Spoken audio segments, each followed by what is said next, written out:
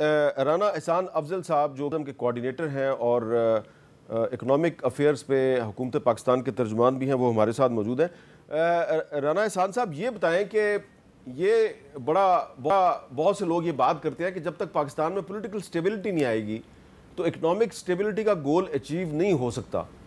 تو اس سے آپ مطمئن ہیں؟ کیا پاکستان میں اس وقت جو صورتحال ہے گورنمنٹ کی اور جوڈیشری کی لڑائی چل رہی ہے، گورنمنٹ اور اپوزیشن ایک دوسرے کے ساتھ صف آ رہا ہے، اس صورتحال میں اکانومی بہتر ہو جائے گی؟ نہیں دیکھیں، یہ تو بالکل ایک پری ریکوزٹ ہے کہ پولیٹیکل سٹیبلٹی ملک میں ہوگی تو ملک آگے بڑھے گا، لیکن اگر دیکھیں اس ملک میں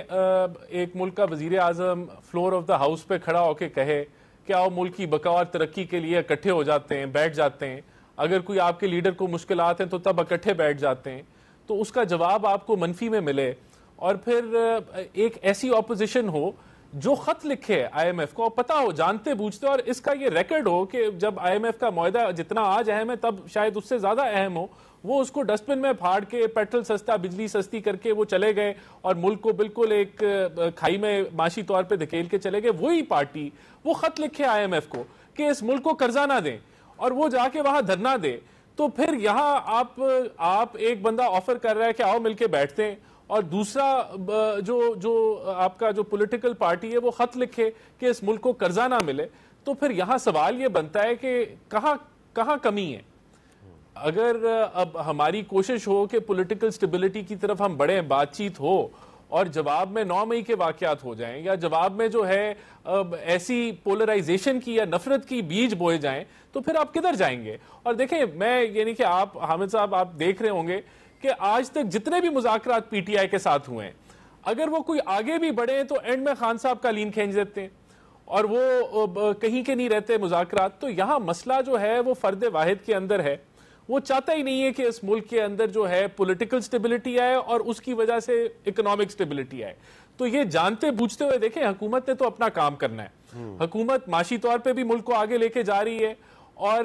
جہاں وزیر اعظم فلور آف دا ہاؤس میں کھڑے ہوئے تھے تو وہ بھی اپنا ہم کام کر رہے ہیں کہ ہم کوشش کریں کہ مل جل کے آگے بڑھیں، لیکن اگر یہ ہوتا ہی نہیں ہے تو پھر گورنمنٹ کے ہاتھ میں جو ہے پھر وہ آلہ استعمال کرے گی، اور اگر کوئی قانون ٹوٹتا ہے یا کہیں کوئی آئین شکنی ہوئی ہے تو پھر اس کے مطابق وہاں کارروائی ہوگی۔ اچھا، اب شہباز رانا صاحب یہ بتائیں کہ مجھے یاد ہے کہ ایک دو دفعہ جو ہے وہ آپ نے یہ بھی رپورٹ کیا ہے کہ جو آئی ایم ایف کے اور حکومت کے جو مذاکرات ہوتے ہیں اس میں جو پاکستان میں جو پولیٹیکل انسٹیبلٹی ہے اس پر بھی بات ہوتی ہے، تو یہ جو حال ہی میں حکومت کی طرف سے یہ کہا گیا ہے کہ جی ہم تحریک انصاف پر پابندی لگا دیں گے، اور اس پہ امریکہ کی طرف سے رد عمل بھی آ گیا، تو آپ کو لگتا ہے کہ یہ معاملہ جو ہے یہ پاکستان اور آئی ایم ایف کے درمیان جو ایک معاہدہ ہوا ہے تو اس پر عمل درآمد کے راستے میں یہ معاملہ رکاوٹ بن سکتا ہے؟ حامد میر صاحب، اس سٹیج کے اوپر جو پاکستان میں جو سیاسی استحکام ہے اس کی ضرورت شاید آج سے 2 یا 3 سال اس سے بھی زیادہ، بہت زیادہ ہے۔ یہ جو ابھی معاہدہ آئی ایم ایف کے ساتھ ہوا ہے، رانا احسان صاحب کو بہت اچھی طرح پتہ ہے کہ یہ staff level agreement Khyber Pakhtunkhwa کی حکومت اور پاکستان پیپلز پارٹی کی جو 2 حکومتیں 2 صوبوں کے اندر، ان کے بغیر نہیں ہو سکتا تھا۔ یہ بات میں کیوں کہہ رہا ہوں؟ ان کا جو زراعت کے اوپر، ایگریکلچر کے اوپر جو ٹیکس لگنے جا رہا ہے، اس کے لیے جو مذاکرات ہیں آئی ایم ایف نے ڈائریکٹلی کیے ہیں صوبوں کے ساتھ، تو جب چاروں صوبائی حکومتوں نے اس کے اوپر ان پرنسپل اپنی ایگریمنٹ دیا ہے تو اس کے بعد ہی یہ سٹاف لیول ایگریمنٹ ہوا، number 1۔ Number 2، I M F نے ایک اور جو شرط اس پروگرام کے اندر رکھی ہوئی ہے، اس کے تحت فیڈرل گورنمنٹ اور چاروں صوبائی حکومتوں نے ایک نیشنل فسکل پیکٹ کے اوپر سائن کرنے ہیں، اور یہ جو فسکل پیکٹ ہے حامد میر صاحب، یہ جو ہمارا نیشنل فائنانس کمیشن ہے اس کے آلٹرنیٹ میں آ رہا ہے، جس کے تحت جو فیڈرل گورنمنٹ اپنی کچھ رسپانسبلٹی جو انہوں نے غیر آئینی طور پر وفاقی حکومت نے اپنے اوپر لی ہوئی ہیں وہ صوبوں کو انہوں نے ٹرانسفر کرنی ہے۔ تو اگر خیبر پختونخوا کی حکومت جو ہے وہ کل اس چیز کی رسپانسبلٹی لینے سے انکار کر دے، اگر کل خیبر پختونخوا کی جو حکومت ہے وہ کہے کہ ہم زیر انکم ٹیکس کو نہیں مانتے، اور تیسری چیز، اگر کل خیبر پختونخوا کی حکومت یہ بات کہے کہ ہم نے جو پرائمری سرپلس دینا ہے، کیش سرپلس دینا اپنے بجٹ سے کوئی 175 ارب روپے کا ہم نہیں دیتے، تو پاکستان اور آئی ایم ایف کا پروگرام آگے نہیں چلے گا۔ تو یہ ساری صورتحال کو جانتے ہوئے بھی جب اس قسم کی پریس کانفرنسز کی جائیں کہ ہم پی ٹی آئی کے اوپر جو ہے وہ پابندی لگانے جا رہے ہیں، تو کیا ایسا نہیں ہے کہ یہ جو وفاقی حکومت ہے خود IMF کا جو پروگرام ہے اس کے راستے میں لینڈ مائنز بچا رہی ہے؟ اچھا، یہ ڈاکٹر فاروق سلیم صاحب، یہی سوال میرا آپ سے ہے کہ یہ جو وزیر اطلاعات اطاعت آرٹ صاحب نے تھوڑے دن پہلے اعلان کیا ہے کہ جی ہم تحریک انصاف پر پابندی لگائیں گے، تو اگر اس قسم کی کارروائی شروع ہوتی ہے تو اس کا ہماری اکانومی پہ کوئی اثر پڑے گا؟ دیکھیے، اگر IMF سے اس کو جوڑا جا رہا ہے تو میرا ذاتی تجربہ یہ رہا ہے کہ IMF جیسے جو مالیاتی ادارے ہیں ان کا وہ 2 لیولز پہ آپریٹ کرتے ہیں۔ ایک وہ لیول ہے جس کو ہم سٹاف لیول کہتے ہیں، جو سٹاف مشن پاکستان آتا ہے، دے گو بائی دا بک، جو کچھ کتاب میں لکھا ہے، جو حساب کتاب میں لکھا ہے وہ اس کے مطابق جاتے ہیں۔ جو سیاسی مداخلت ہوتی ہے یا سیاسی انٹرفیرنس آتی ہے وہ آتی ہے ایگزیکٹو بورڈ کے لیول پہ، اور IMF کے ایگزیکٹو بورڈ میں کوئی 8.5-9 لاکھ ووٹ ہیں صرف امریکہ بادشاہ کی۔ اس کا مطلب یہ کہ جب امریکہ کا ایگزیکٹو ڈائریکٹر ایک ہاتھ اٹھاتا ہے تو 8-9 لاکھ ووٹ جو ہیں وہ کھڑے ہو جاتے ہیں، وہ اٹھ جاتے ہیں۔ اب اس کا نتیجہ یہ اس کا لبے لباب یہ نکلتا ہے کہ پاکستان نے جو حساب کتاب کا معاملہ تھا اس پہ اسٹاف لیول کو مکمل طور پہ جو ہے وہ مطمئن کر دیا ہے۔ اب یہ جائے گا ایگزیکٹو لیول پہ، اور وہاں پہ اگر امریکہ بادشاہ یہ چاہے، اگر امریکہ کا ایگزیکٹو ڈائریکٹر یہ چاہے کہ جی پاکستان میں جو سیاسی عدم استحکام ہے اس کے نتیجے میں جو معاشی استحکام نہیں آ سکتا یا IMF کی کنڈیشن سخت کرنی ہوں گی، تو وہ سیاسی جو انٹرفیرنس ہے وہ ایگزیکٹو لیول پہ جائے گی۔ میری جو پیشین گوئی ہے اس وقت جو نظر آ رہا ہے کہ شاید امریکہ پاکستان کی کسی حد تک مدد کرنا چاہتا ہے، اور اگر پاکستان کے اندر سیاسی عدم استحکام شاید بڑھ بھی جاتا ہے تو IMF کا جو پروگرام ہے وہ ایگزیکٹو بورڈ سے بھی منظور ہو جائے گا۔ دس از مائی پرسنل اوپینین۔ اچھا، لیکن بڑی آپ کی اہم اوپینین ہے، تو ڈاکٹر عابد صاحب آپ کا کیا خیال ہے؟ مودیز کی جو حال ہی میں رپورٹ آئی ہے اس میں بھی انہوں نے تھوڑا سا ذکر تو کیا ہے پاکستان میں سوشو پولیٹیکل انریسٹ کا اور سوشو پولیٹیکل ٹینشن کا ذکر کیا ہے، اور جو پاکستان کی کریڈٹ وردینس ہے، خواہ وہ IMF میں ہے یا ہمارے وہ انٹرنیشنل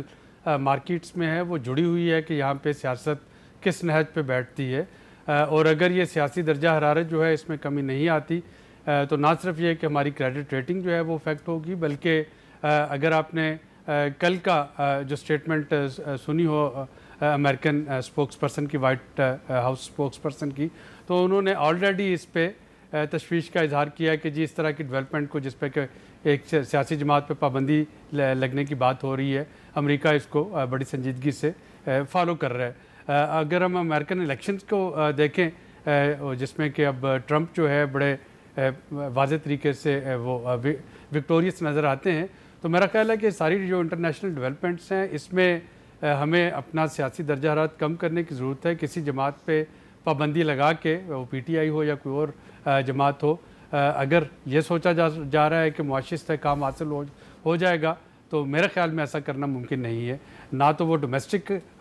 جو ہے سوشو پولیٹیکل ٹینشن وہ اس کو آگے بڑھنے دے گی ان چیزوں کو، اور نہ ہی انٹرنیشنل کمیونٹی اس کو بڑی صاحب نظروں سے دیکھے گی۔ جی رانا احسان افضل خان صاحب، اگر فرض کریں کہ ٹرمپ جو ہے وہ امریکہ کا الیکشن جیت جاتے ہیں، تو آپ کو نہیں لگتا کہ ایسی صورت میں پھر اگر پاکستان میں تحریک انصاف پر پابندی کی کارروائی ہوگی تو پاکستان اور امریکہ کے تعلقات کشیدہ بھی ہو سکتے ہیں؟ نہیں، دیکھیں بات یہ کہ یہ پابندی کوئی حکومت نے تو نہیں لگانی نا، حکومت کا ایک موقف ہے، اور اس موقف کی بنیاد جو ہے وہ 9 مئی کے واقعات ہیں یا فورن فنڈنگ ہے یا سائفر کے اوپر ہے یا اور دیگر معاملات ہیں، اور ہم سمجھتے ہیں کہ یہ کیس بنتا ہے پابندی کا، اور ہم یہ شواہد اکٹھے کر کے جو ہے وہ سپریم کورٹ میں جائیں گے، تو پابندی تو سپریم کورٹ نے لگانی ہے نا۔ تو یہ ہم کوئی آزادانہ طور پہ اپنی کوئی من مرضی شوق نہیں پورا کر رہے، یہ اگر اس میں اس فائل میں یا جو بھی ایویڈنس ہم اکٹھے کر کے سپریم کورٹ کے اندر جمع کرائیں گے، اس میں اگر جان ہوئی تو وہاں سے لگ جائے گی، نہیں ہوئی تو ریجیکٹ ہو جائے گی۔ تو یہ ایک آئینی قانونی معاملہ ہے نا، یہاں کوئی من مرضی یا خواہشات تو نہیں پوری ہو رہی۔ تو میرے خیال سے اس کو کوئی بھی ملک جو ہے وہ رد نہیں کرے گا، کوئی بھی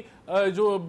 IFIs ہیں وہ اس کو رد نہیں کریں گے، کیونکہ آپ کی سپریم کورٹ ہے، آپ کی عدالت ہے، آزاد ہے، اس نے آزادانہ طور پہ فیصلہ کرنا ہے۔ تو یہ پروسیس میں ہو سکتا ہے ہمیں کامیابی ہو سکتا ہے نہ ہو، لیکن وہ ایویڈنس پہ ہوگی.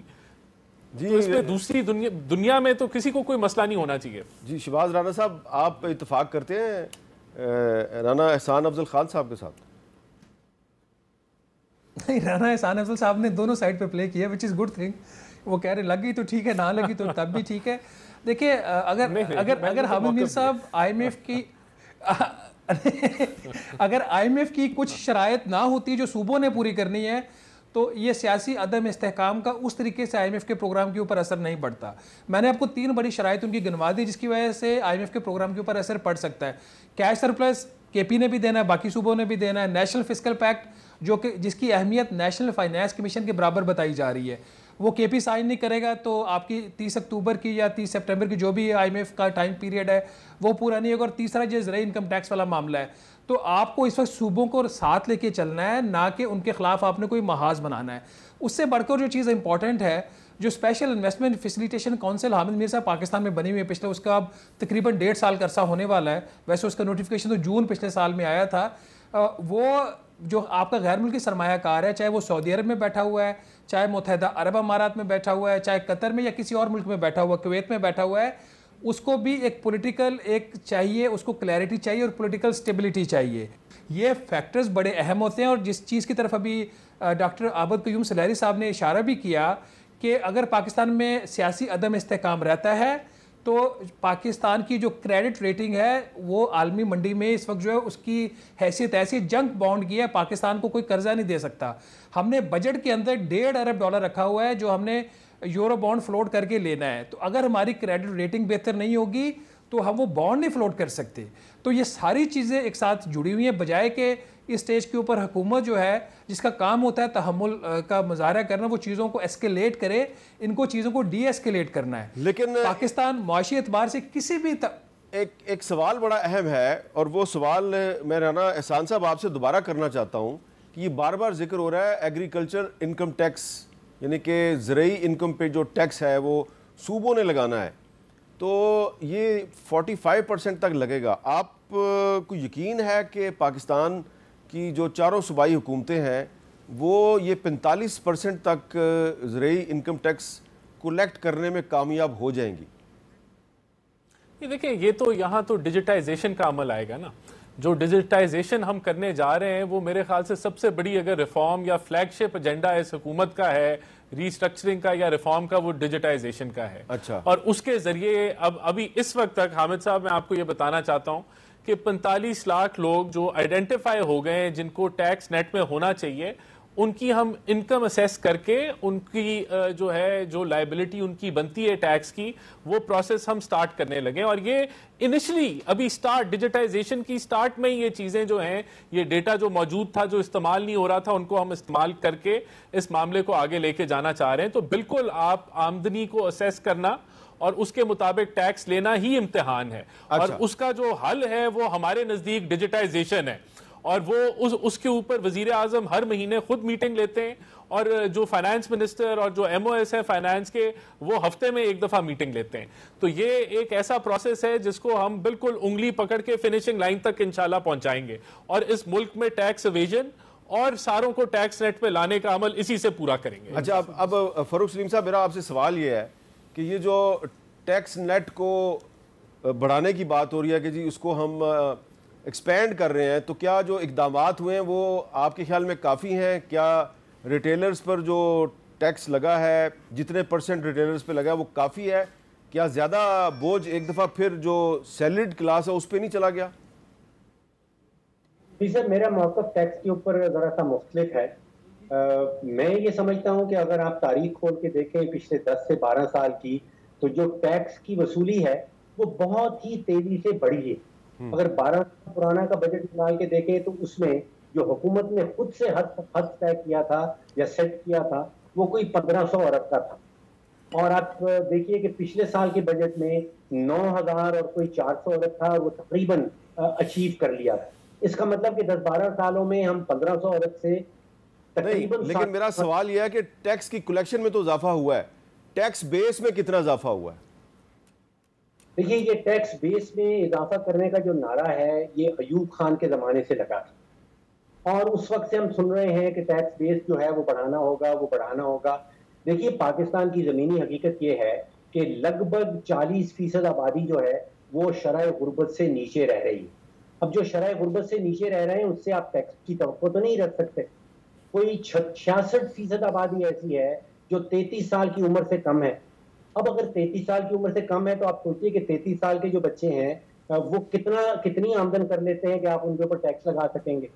اب 50% آبادی جو ہے وہ خواتین کی ہے اور خواتین میں سے کوئی 16-17% خواتین ایسی ہیں جو لیبر فورس کا حصہ ہیں جو کچھ کماتی ہیں. تو باقیوں کے اوپر تو آپ ٹیکس نہیں لگا سکتے ہیں. میرا زور یہ ہے کہ ہمیں حکومتی اخراجات کم کرنے ہوں گے. جو ٹیکس بڑھانے والا معاملہ ہے اس کے اوپر جتنا کم زور دیا جائے وہ بہتر ہے, کیونکہ اگر 50% کارپوریٹ ٹیکس ہم نے رکھ دیا تو یہاں سے کمپنیاں بھاگ جائیں گی. اور اگر آپ نے اتنا ہائی سیلریڈ کلاس کے لیے اور پروفیشنلز کے لیے ہائی ٹیکس کر دیا تو پھر وہ پریفر کریں گے کہ وہ پاکستان سے کہیں اور جا کے کام کر لیں. وہ آلریڈی جا رہے ہیں ویسے